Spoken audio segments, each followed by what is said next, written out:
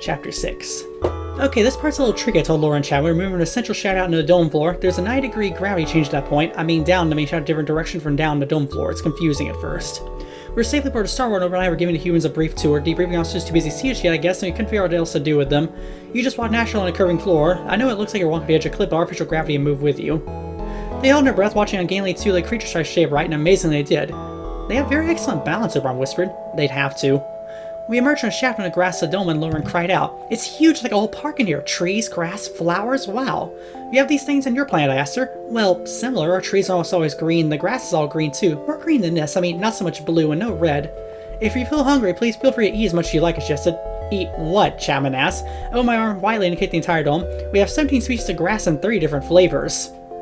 Wow, they have flavored grass, huh? Wonder how that works. You eat grass, Lauren asked. Chapman nodded thoughtfully. That's why you have the dome, innit? You graze like horses or cows, only don't have mouths, so how do you eat?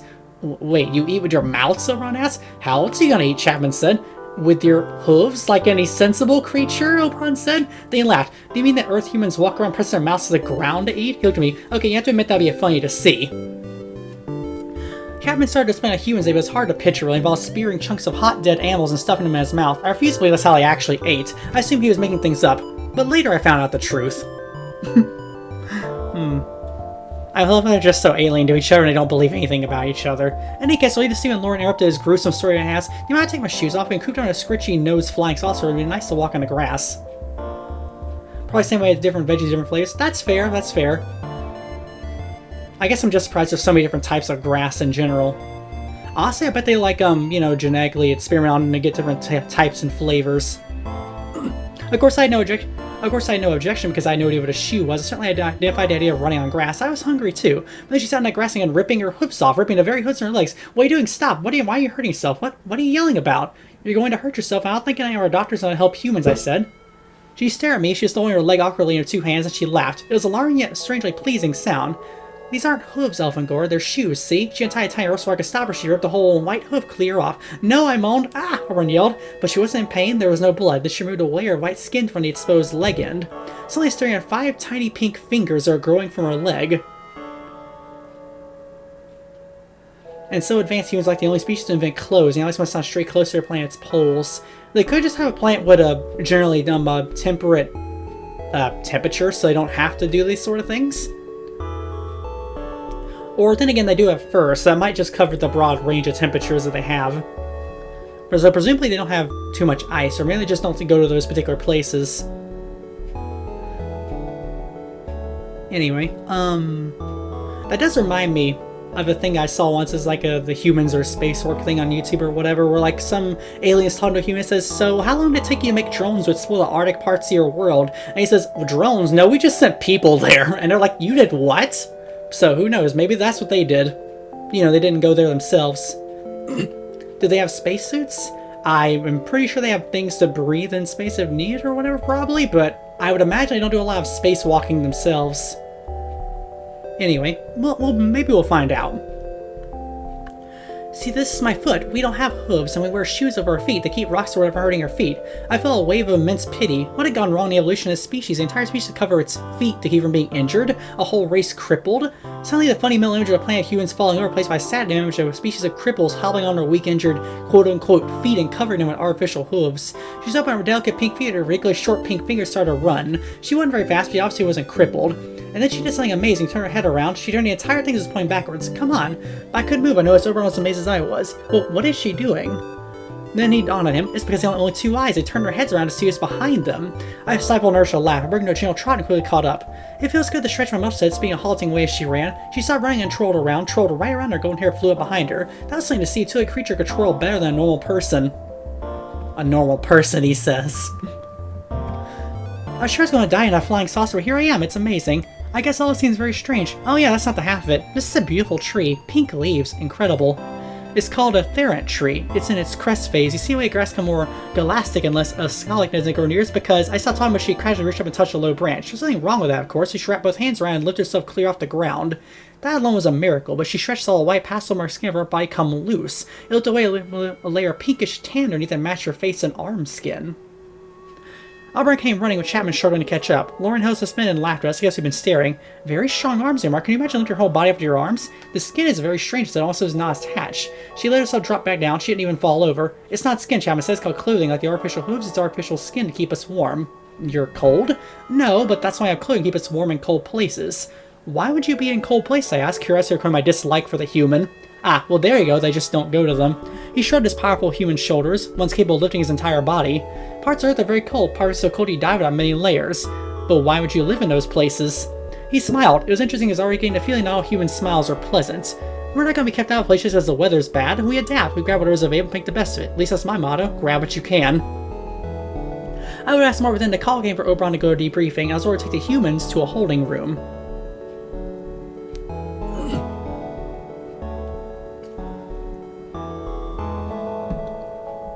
Chapter 7. What? Leave the ship? I screeched. What do you mean, leave the ship? Oberon and looking happier than I was. They just told me, okay? They didn't ask my opinion. The captain called me from debriefing, had me run the bridge and said, you and Arish will be in docking bay 7 in 10 minutes. And I said, yes, sir. I'd taken the humans to a holding room, then while waiting for my own debriefing, gone back to the dome to eat. I was very hungry. I was on my way to check on Lauren when Oberon intercepted me.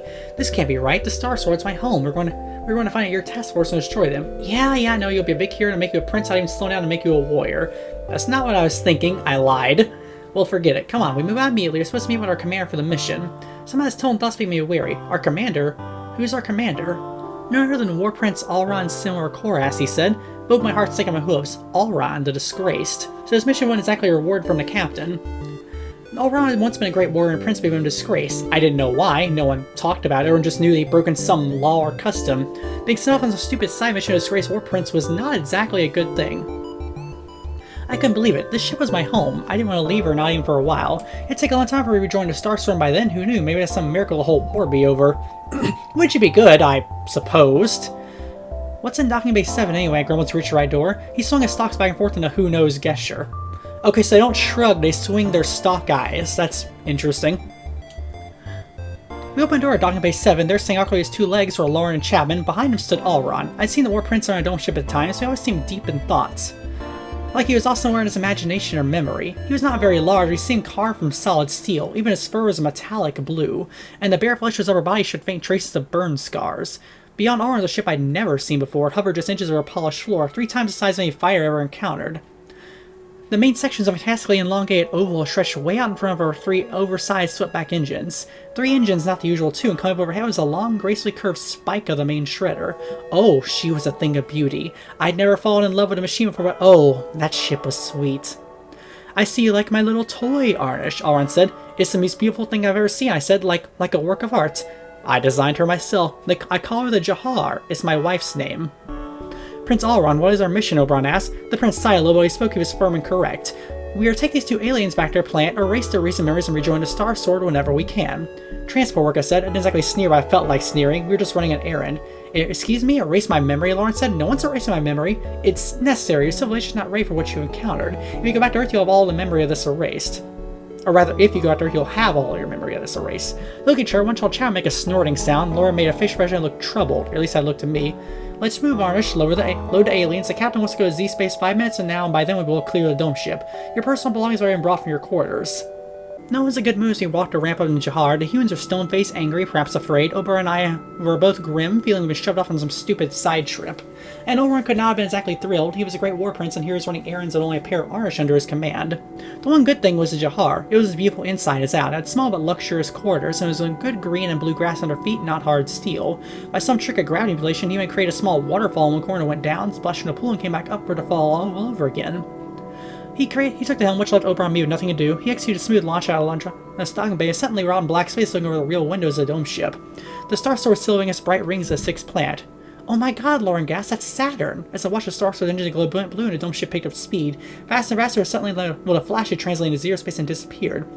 Faster than light travel? Chapman marveled? That's physically impossible. True, but zero space shouldn't have travel does not involve going fast. It involves tunneling through anti-space called zero space and back through a normal universe at another point. But I suppose you analysts keep the secret all to yourselves, Aunt Chapman said. Not always, said darkly. Once we share it, the result is the Yeerk Empire threatens all decent species. Be glad you're safe in your simple planet, alien. The galaxy's not a happy place to be anymore. All our near destination computer, we made one brief zero-space jump to approach Earth. But zero-space travel is not as always precise. Even if we were lucky, we'd probably emerge a million miles from Earth itself. It would take many days to get there. Ah. Make the aliens comfortable, Arish, Alron ordered. Prince, after may I use your ship's computers on I'd like a copy of script not download, and I thought I spotted something strange. An exodatologist, and I said a slight sneer. The new ideal, warrior, scientist, and artist. Not to be a fighter anymore, eh? They want a gentler, more balanced, more intellectual sort of warrior nowadays. He looked helplessly at me. I guess so, War Prince Alron. I mean, that's what they teach us anyway. For a while he said nothing. He stared blankly, not anyone, at least not anyone in the room. The electorate wants war without slaughter if they want a clean, honorable war. Fools. I was shocked. You didn't just call the electorate fools. You just didn't. Sir, he asked timidly the computer. What? Oh, yes, the computer. Why not? Use all you like. Went for a long, boring ride.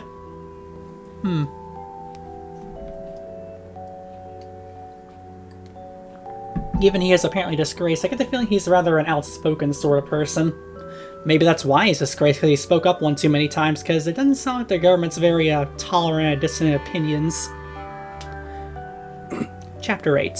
It was a long, boring trip. We came out of zero space halfway between orbits of Earth and the planet Lauren called Mars. We had traveled through conventional space and to keep our speed down, not to sort time too much. If we got to maximum burn all the way to Earth, we got there in a few hours. With a planet, years would have passed. That's relativity for you. Huh. I had little to do. Alron brewed alone in a helm, or else went to his quarters. Alberon seemed to have found some project keeping busy. He spent his time to computer muttering. It was a side I've never seen. Maybe he'd never seen it take anything seriously. At least he never took me seriously. But now he's spending days in the console. Whenever I asked what he was doing, he'd just say, unraveling a mystery. Since most of my time with the two humans, or at least Lauren, Chat was as brooding as Alron. I stood beside Lauren at the window looking at the blue and white planet. She had a thing she called sitting. It was plain to see at first, but of course it's very practical for a two-legged creature. The brown and green parts of the land, she explained. The blue is ocean, water, see a bright white in the bottom, that's ice, called Antarctica. Very cold.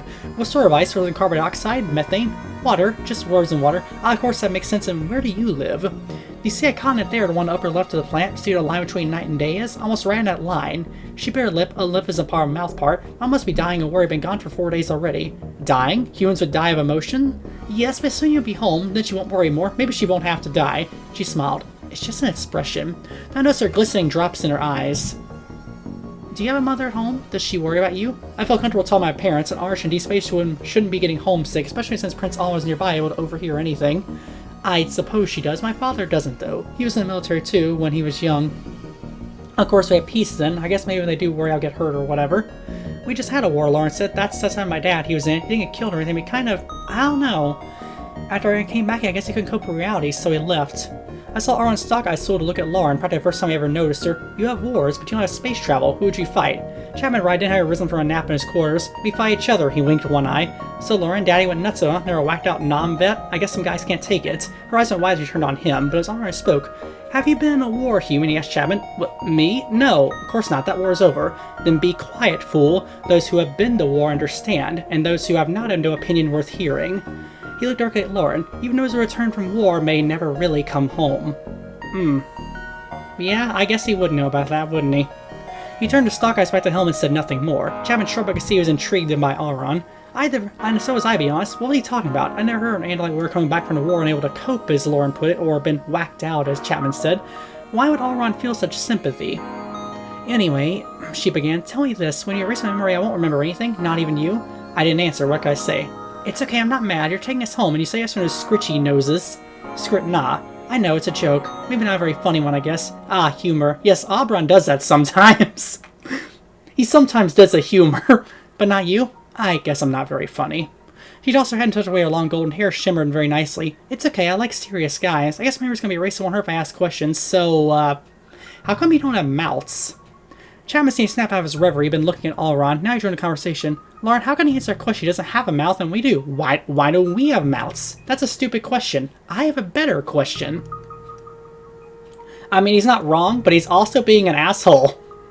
He looked closely at me, focusing first on my stock eyes about the main eyes, so he couldn't make up his mind where to look. Look, we're maybe not bad to start, you and me. I wasn't in a great mood, you know, but hey, you guys are really missing out on something here. Do you have any how much money to get for this technology on Earth? I mean, you could ask for anything. It was my turn to laugh. What will we do with Earth money? Okay, forget money. What about power? We could snap our fingers at all the presidents and prime ministers waiting on us. We could rule. We're Andalites, I said, not Yeerks. We aren't interested in ruling our species. Ah, well, that's good, I guess. That's a good thing. We could bring peace to Earth. No more wars. Oh, okay, that's it. Elvingor is Arbron. He's totally absorbed in a staring computer display, barely spoken in the last 2 days. I went to him, was glad to be away from Chapman. He bothered me. Completely different from known human Lauren. What is, I asked Arbron as I came to stand beside him. I looked past on the computer display, showed a power field, lines of intensity in 3 dimensions, also showed lines staying strongly into 0 space. It was impossible, a simulation of some sort, a fake. What can you do with Earth money? Cinnamon rolls, that's what. Yeah. Arbron turned away stock eyes toward me. This one is script not shivering computer download. It was encrypted, I broke it. I've been going for your ship's log, a bunch of stupid stuff, mostly junk, but yesterday I found this. I'm trying to figure it out because see, there's no way a sensor readings can be right, but I think I got it. I think I know what this is. He turned all the way to face me. Elvingor, I think this is real. We're refusing a stereo. This can't be. And he first year Sue could tell you this is impossible unless... A chill ran my spine. Alron, Prince Alron, sir, you should see this. He turned back from the helmet and tried back to us. What is it, Arnish? She said weirdly, but then his stock eyes focused on the screen. Secondly, you're staring at full intensity. Computer, I'll check any visual files. Alron immediately said they would have made more recordings. And they simply appeared in the computer screen. It was perfectly spherical, a little simple white sphere. It looked harmless, even dull, but it was the most deadly weapon any race had ever created. Because of what it was, it could not be physically destroyed, but it had been hidden. As he watched and found, afraid the computer replayed the script not computer log. It had been hidden on a planet called Earth, buried deep in the ground, a desolate area of glowing sand, and a huge stone temple had been raised over it. Hidden for 50,000 years, and an insignificant planet far out of the galaxy, and now it reappeared. Well, what's the matter with you guys, Lauren asked? Like I was seeing a ghost. The Time Matrix, I said. I thought it was a myth. The second Skritnaut ship, I yelled, and remembered the truth. Skritnaut dug it up. They'd been aboard the second ship, the one escaped into 0 space. Looked at Alron, my surprised eyes bright with fierce pleasure. The Time Matrix, hidden for 50,000 years, had dug by a Skritnaut, the deadliest weapon in all history, and no one but us to go and get it back. As if he's suddenly been 10 years younger. Elvingor, Arbron, get back to the Skritnaut computer lot, both of you. We need to know where the second ship ran to, now. I turned to Lauren and Chapman. I apologize, aliens, can't take you straight back to your planet. There's no time to waste. The entire galaxy is at stake. Oberon looked at me and sent me a private message. I guess you may still have a chance of being heroes. Now I'm just thinking, what were they called, those dog aliens? Palmolites? And the She. Yeah, the She were the robots, right. So they worked on the pyramids, and if they made that pyramid, it would have made on top of the Time Matrix. I mean, they probably were the ones who buried it there, perhaps. That didn't explain how it got there, but it could have been something they used, or something that got lost, and I don't know. Could be, it was something that was out there in the galaxy, and then the Palmolites found it and kept it safe, and then they ended up burying it on Earth where no one will hopefully ever find it. That seems likely to me.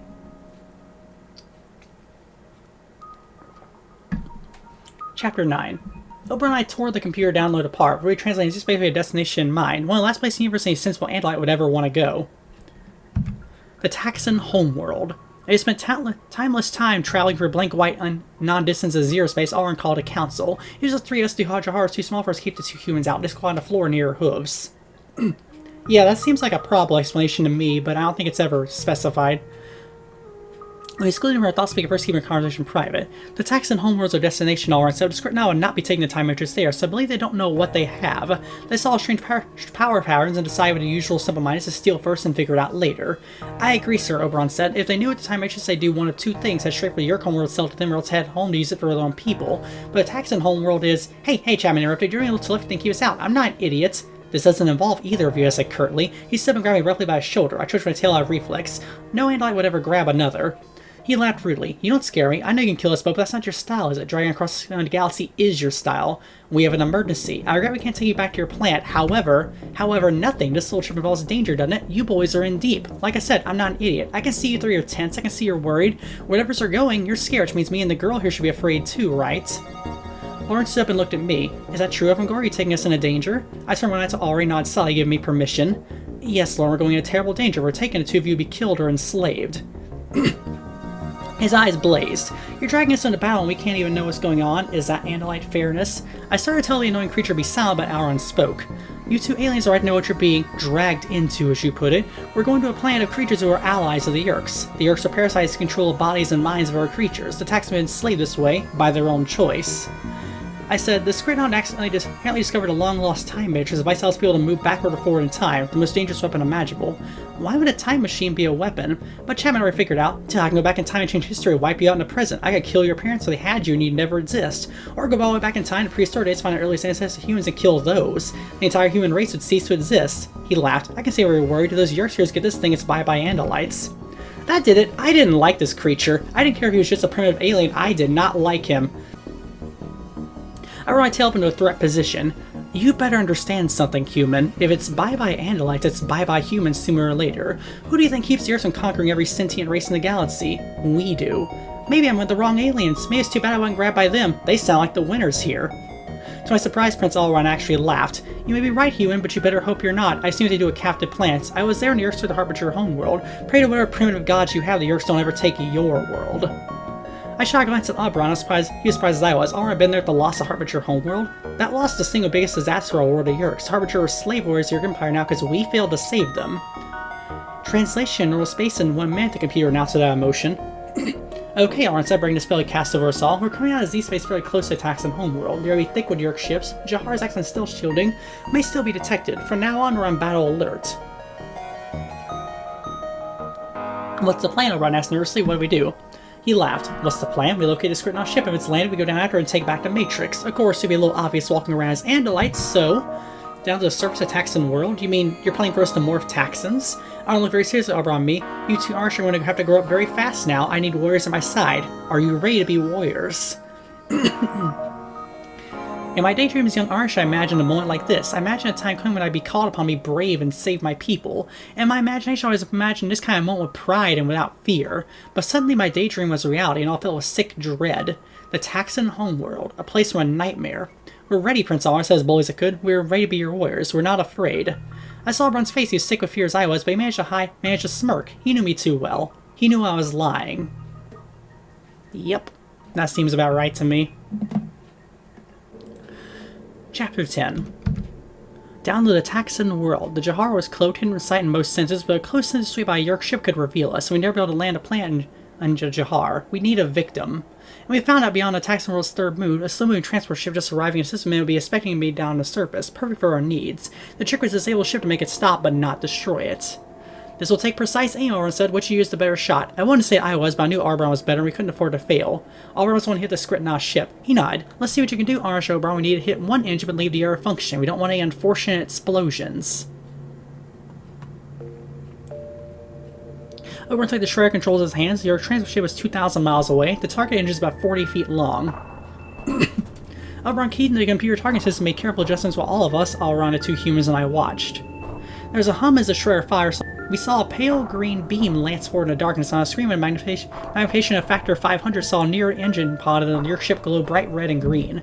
Good shooting, Alron said. They'll waste half an hour trying to figure out what happened, reconfiguring to fly with just one engine. Alron, Schopenhauer, take us in fast. I do like that this is more like how you figure a realistic space battle would look. Like, they're 2,000 miles away. They can't see each other unless they're actively looking for each other, much less aiming. So, they're not super close like in Star Wars or whatever. Or even Star Trek, I suppose. I punched up to a burn and we rocketed forward to stay on crippled transport. We were alongside a transport before they even knew we were here. Jammed their communications on, or and I furiously punched a flash surface tactical board with my fingers. It was my second born alien vessel, but I guess it felt like an old hand. I guess the ship felt like an old hand, but it wasn't some lame bunch of Skritnoff. This is a Yerk ship. We had no way of knowing what we'd encounter. Would it be Harbinger controllers, Taxons, some other fierce unknown race that they control? A word of advice, Alron said. Taxons may be repulsive, but never forget down in their brains they have a Yerk. You're dealing with a Yerk, not just a Taxon.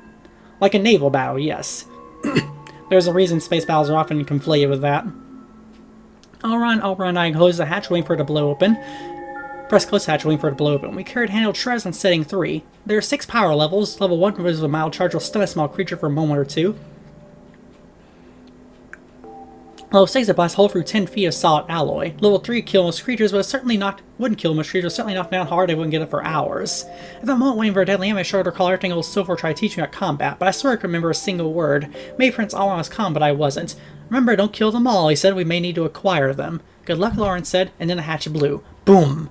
In the rush of wind from the explosion, we launched ourselves on the Yerk transport. Taxons, near face of Taxon, let me tell you, they're shocking things to see up close. Tubular, like a monstrously thick, 10-foot-long hose with needle-sharp, cone-shaped legs. They were third of their bodies held upright, and there are rows of legs getting smaller and form tiny 2- or 3-fingered hands. There's a row of dark red eyes, each like a congealed liquid. On the very top of those, a mouth, a round red rim hole circled with vicious rows of teeth. There are half a dozen of these creatures practically encircling us, so for a moment no one moved. I don't think Earth's quite believe they're being boarded right here in orbit of Taxon homeworld. There one froze at once. My left one Taxon raised a Drake on being aimed. I yelled and pulled the trigger of my shredder. Zzzz, the Taxon crumpled. Dracon beams fired, the air was instantly as hot as an oven, shockwaves from all the weapons rocketed to enclosed area, screens blew out, sheet plastic panels crumpled, sparks flew in brilliant waterfalls and popped conduits overhead. Stop firing, Alron ordered. We'll destroy the ship. Behind me, attacks on Dracon beam coming up. I didn't pause to think, I just jerked my tail. My tail blade sliced through the air and separated its arm from his body. The arm fell to the deck, still weakly clutching the Dracon beam. And the Traxxons screamed. Now only 2 Traxxons still standing, they knew they were beaten. Backed away as fast as they could motor their cone lights, but even then, even with the yerks in their heads, their evil instincts could not be denied. As they backed away, they bent low to tear chunks of flesh from their dead companions. The Traxxons are cannibalistic, not a nice species, according to everything we know, not even the yerks inside and control that foul hunger. Alright, Auburn cried, we got him. Shut up, you young fool, Auburn snapped. I guess my tax cars were pulling back. They didn't want to be in the way when Sears trouble showed up. And I see your shuttles going invisible over a haze of smoke from burning, sparking panels. 7 feet tall, razor-sharp blades at their wrists, razor-sharp blades at their elbows, knees, tails, and 2 or 3 huge swept horn blades on top of their snake-like heads. Harbinger. Well, Auron says my boss saw Harbinger. I'll take the 2 big ones in the middle. That left a warrior reach for me and Oberon, 2 full-grown adult Harbinger each with a wily yerk in their head. I was thinking maybe I should pay attention to old Sophar instead of making a grim joke. I saw the Harbinger advance to me, I heard Silver's voice in my head. Don't think, it's all instinct and training now.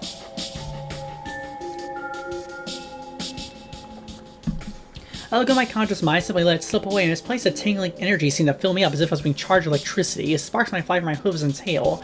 The Harbinger came upon me, and I struck. And when Alron outflanked by his opponents, I struck again. And when Alron was knocked down by Harbinger opponent, I struck once more. I struck and struck till all of them, their blood ran down the deck. My conscious mind returned, seemed as hours gone by. Alron stared at me like I'd seen a ghost. Alron was nodding grimly, recognized something about me. Wounded Harbinger and worse than wounded were lying in tacks and gore on the deck. No, I whispered. I turned back to the hatch to Jahar. I ran, slipped, and fell on my knees with nowhere else to run. It was a human Lori ran down and put a strange human arms on my chest, and one hand pressed my face against her long golden hair. Chapter 11. I shows up free of Lauren, appalled and ashamed of my behavior. What was the matter with me? I was like a child, not an Arnish. And I saw Auberon. He'd been cut, bleeding from a deep gash in his left arm. His main eyes were wide with my almost been panic. Auberon was busy tying up the injured Harbinger. The injured taxes was shoved in a small storeroom. Auberon sealed them by welding the door to shredder. Are you okay? He asked me. Yes, of course I'm fine, I said harshly. Insides were churning. Like some awful feeling was eating at my thoughts. I felt stunned, like I wasn't even me, like I'd been some totally different person, standing to the side, watching myself. Lauren left me alone, went to Auberon. She tore her sleeve of shirt and wrapped it around his bleeding arm. Auberon came over and glanced at Auberon's arm. You'll be okay, Orange. Go back to the weapons station. We just started here. We had to fly your crate down a planet. Orange and Gore, you take the helm. The controls are more primitive on our own ships, but...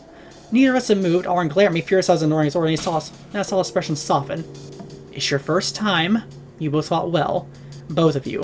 It's always hard the first time, and it never gets easy. But I need you both now.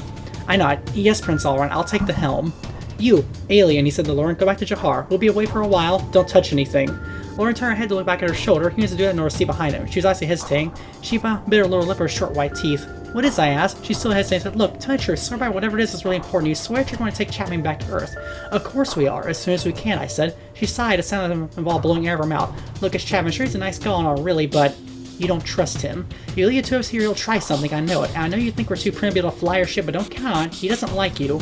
Yes, I got that impression. We can tell his computer not to allow him to do anything. Won't be able to fly or use communications. It'll be alright. My stock eye saw Prince Auberon was busy with Auberon. Here, take this. Hide under your clothing. Use it if Chapman makes trouble for you. It's at the level 2. Just point it and squeeze the trigger. Lauren took a shrug from me and slipped on her shirt. Listen, good luck down the plant, whatever it is you're doing down there. Then she placed those in my press her lips inside my face. It was an odd thing to do, not something an Andalite would do, but I didn't mind. Arnish Elfingor, whenever you have time to join us, Auberon said acidly. Ready, sir, praying to sever connection with Jahar. The latch closed, showing Lauren the human off from sight. She'll be alright, told herself. Jahar is well shielded, with engines off and almost impossible to detect, and she had a shredder in case another human tried to start trouble. I focused on understanding the ship's controls. They're designed for Taxxon hands, so the basic is still basic. I calculated a simple approach to Taxxon's world's main spaceport. I fired the engines, and as we moved away, gathering speed, I looked back and saw Jahar. Those humans are a pain in the hindquarters, Auberon said, as if we don't have enough trouble. We have to watch her appear at primitive aliens. She's a million light years from her home, Auberon. A hovering species she never knew existed, suddenly thrust in the middle of an intergalactic war. I think she's very brave. He business himself to learn the computer station of a strange ship, and then he carefully offhand away said, by the way, thanks. You saved my life back there. I guess you absorbed more from old Sophar than you thought, huh? I guess so, I said. You were something of him where you scared me. I think you scared Auberon. You really... Okay, shut up, alright? I'm just saying you were great. Faster than light tail action. When you cut that big Harbinger head, that was amazing. I wanted him to shut up. I didn't want to think about what happened. I didn't want to remember it. But another part of me was hanging on every word. Another part of me was planning to fight my head, seeing myself as Elfangor, the great hero. Course laid in, Elrond asked me. Yes, Prince, we'll be arriving in 30 minutes. Good, then it's time. We need to acquire the Taxons. To acquire the absorbed DNA of a species, the first step in morphing them, we're going to become Taxons.